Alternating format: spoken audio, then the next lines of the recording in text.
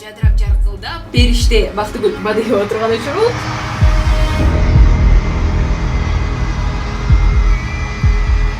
Кадр сыртында сүйлөшкөк 8 жыл болду дейсиз. 8 жыл болду. 8 жыл бул оңой айтканыбыз менен аябай эле көп убакыт. Чын эле сагынган окшойсуз да. Аябай сагындым.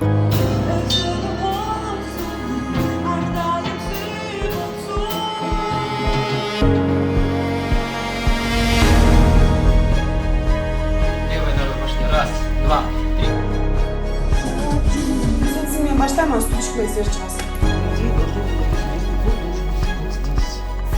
Мы обсуждали, у нас же большая команда с девочками.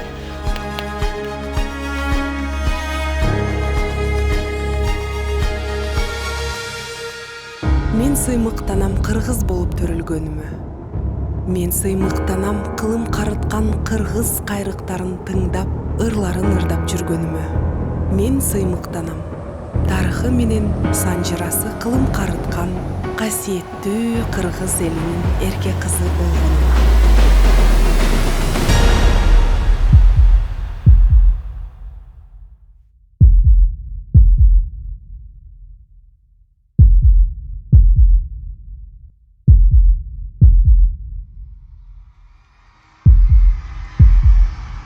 Мен силерди сагындым.